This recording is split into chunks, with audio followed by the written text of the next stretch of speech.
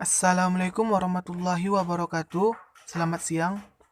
Perkenalkan kami dari kelompok 1 yang beranggotakan dari Firmansyah, Lydia, Nadia Zahra, dan Nurul Khalidah.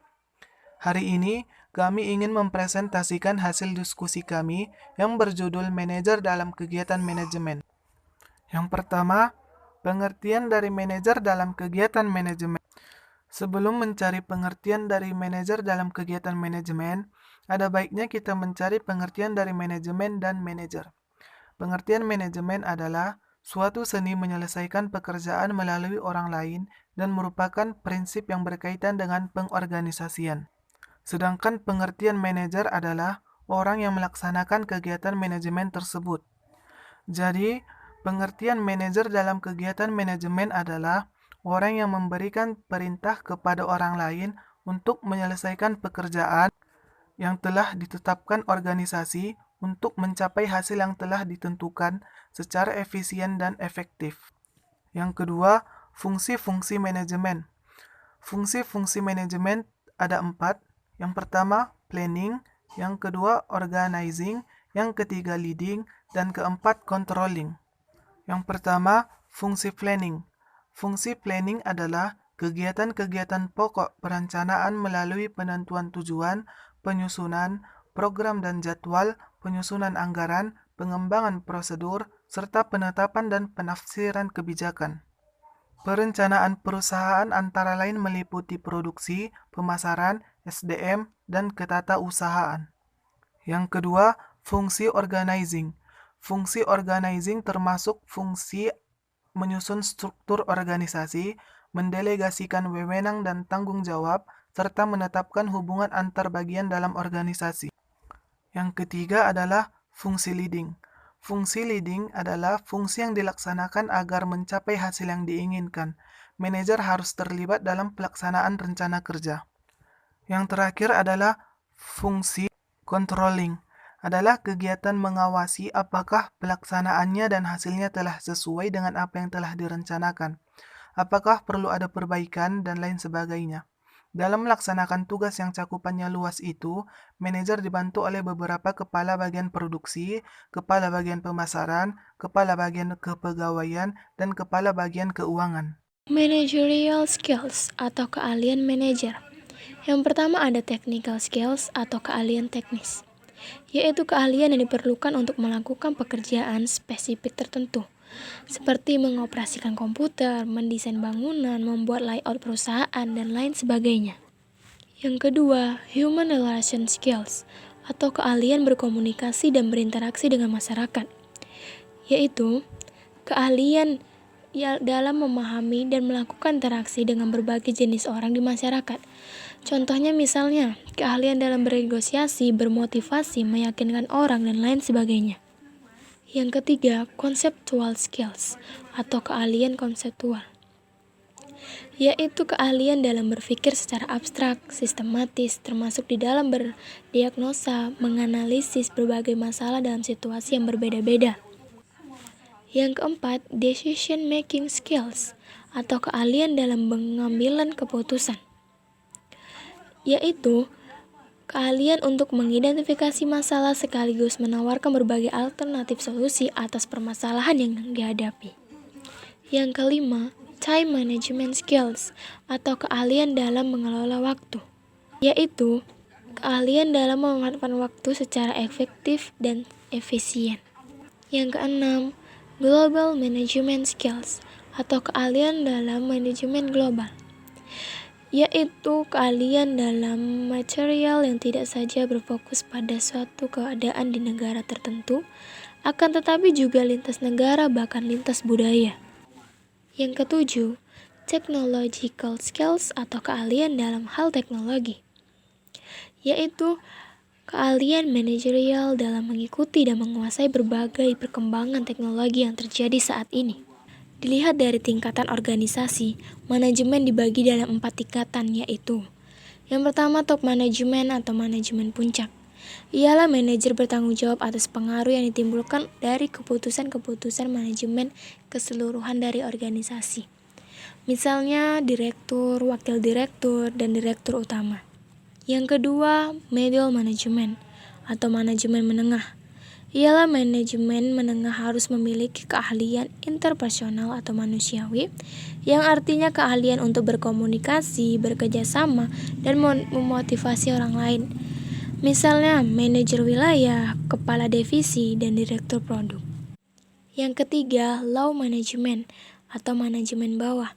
Ialah manajer bertanggung jawab menyelesaikan rencana-rencana yang telah ditetapkan oleh para manajer yang lebih tinggi. Misalnya, supervisor atau pengawas produksi, dan mandor. Yang keempat, operators atau menjalankan kegiatan implementatif. Ialah menjalankan kegiatan implementatif sesuai yang ditugaskan oleh top management melalui middle managers and first line managers. Perbedaan tingkatan manajemen mempengaruhi fungsi manajemen, yaitu ada dua fungsi manajemen, ada manajemen administratif dan manajemen operatif. Yang pertama, semakin rendah jabatan maka lebih banyak mengerjakan fungsi manajemen operatif. Yang kedua, semakin tinggi jabatan lebih banyak menggunakan fungsi administratif.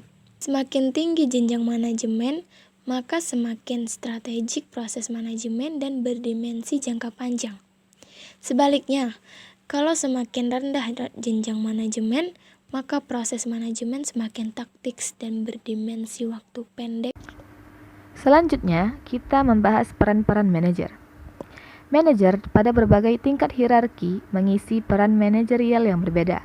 Peran ini dikategorikan oleh peneliti Henry Mintzberg, dan mereka dapat dikelompokkan menjadi 3 jenis utama: decisional, interpersonal, dan informational. Yang pertama, interpersonal roles atau peran interpersonal, yaitu hubungan antara manajer dengan orang yang ada di sekelilingnya, meliputi figurehead atau pemimpin simbol, sebagai simbol dalam acara-acara perusahaan. Leader atau pemimpin menjadi pemimpin yang memberi motivasi pada karyawan atau bawahan serta mengatasi permasalahan yang muncul. Liaison atau penghubung menjadi penghubung dengan pihak internal maupun eksternal.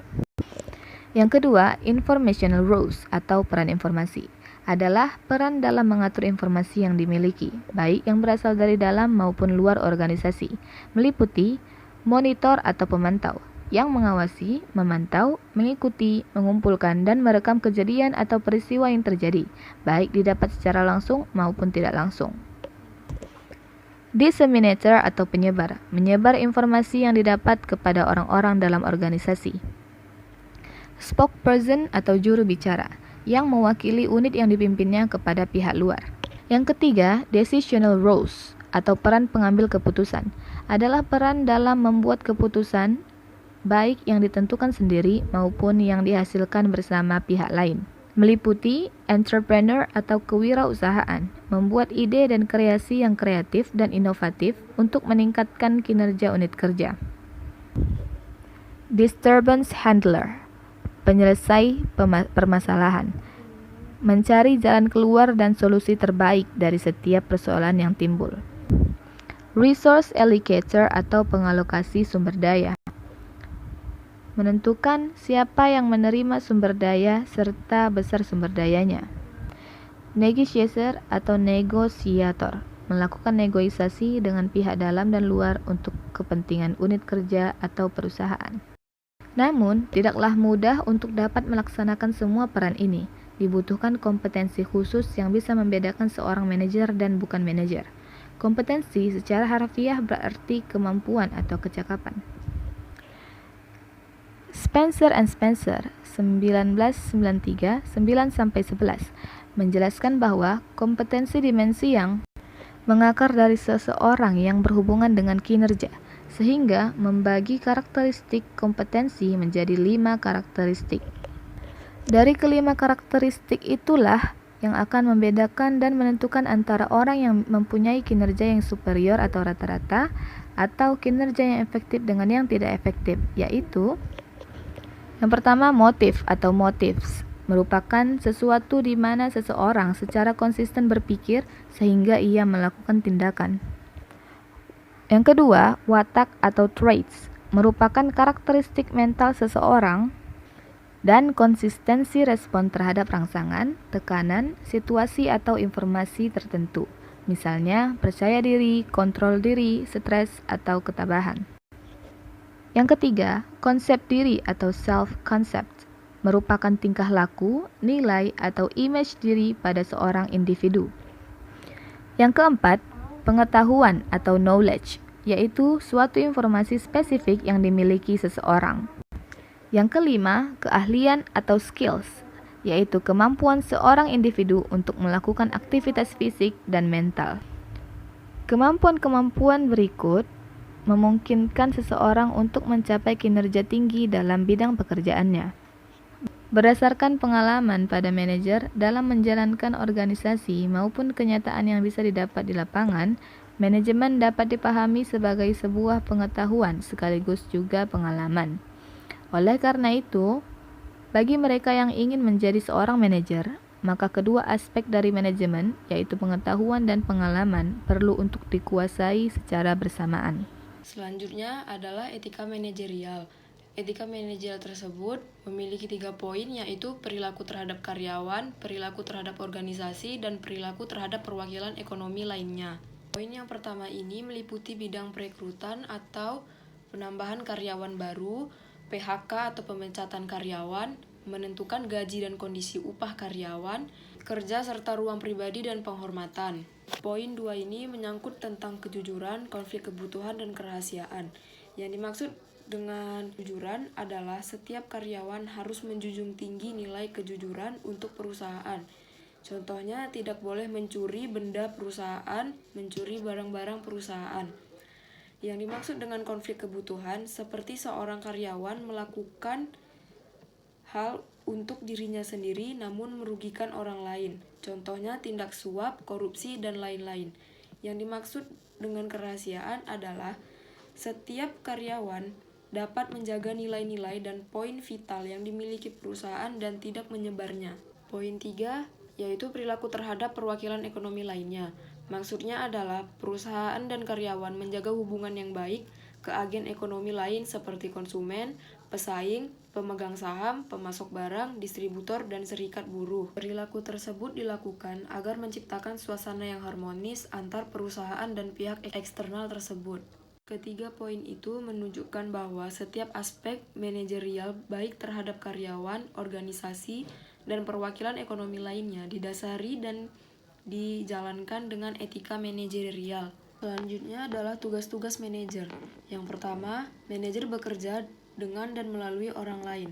Istilah orang di sini tidak hanya mencakup para bawahan dan atasan, tetapi juga manajer-manajer lain dan individu dari luar seperti pelanggan, pemasok, penyedia, dan lainnya. Yang kedua, manajer memadukan dan menyeimbangkan tujuan. Maksudnya adalah seorang manajer harus dapat menyeimbangkan sumber daya yang terbatas agar dapat memenuhi berbagai tujuan dan kebutuhan organisasional. Yang ketiga, manajer bertanggung jawab dan mempertanggungjawabkan. Maksudnya adalah seorang manajer dapat mengatur tugas-tugas yang harus diselesaikan dan dapat bertanggung jawab atas kegiatan bawahannya. Yang keempat, manajer harus berpikir secara analisis dan konseptual. Untuk menjadi pemikir yang analisis, manajer harus mampu merinci dan memisah-misahkan suatu masalah menjadi komponen-komponen masalah, menganalisa komponen-komponen tersebut, dan kemudian mencari penyelesaian yang layak dengan akurat. Untuk menjadi pemikir konseptual, manajer harus mampu memandang keseluruhan tugas dan mengkaitkan suatu tugas dengan tugas-tugas lain. Yang kelima, manajer sebagai mediator atau penengah bila ada perselisihan. Yang keenam, manajer sebagai seorang politisi. Maksudnya adalah manajer harus mengembangkan hubungan-hubungan baik untuk mendapatkan dukungan atas kegiatan-kegiatan, usulan-usulan, atau keputusannya. Setiap manajer yang efektif memainkan politik dengan mengembangkan jaringan kerjasama timbal balik dengan para manajer lain dalam organisasi. Yang ketujuh, manajer sebagai seorang diplomat. Manajer mungkin harus berperan sebagai wakil representatif resmi kelompok kerjanya pada pertemuan-pertemuan organisasional. Manajer juga mungkin mewakili organisasi dalam berurusan dengan kontraktor, langganan, pejabat pemerintah, atau personalia organisasi lain. Dan yang terakhir, Manajer mengambil keputusan-keputusan sulit. Organisasi selalu menghadapi banyak masalah, misalnya kesulitan finansial, masalah personal, dan sebagainya. Manajer adalah seorang yang diharapkan dapat menemukan pemecahan berbagai masalah sulit dan mengambil keputusan yang akurat. Baiklah, sekian video presentasi kami mengenai manajer dalam kegiatan manajemen. Atas segala kesalahan, kami mohon maaf. Akhir kata kami ucapkan terima kasih dan wassalamualaikum warahmatullahi wabarakatuh.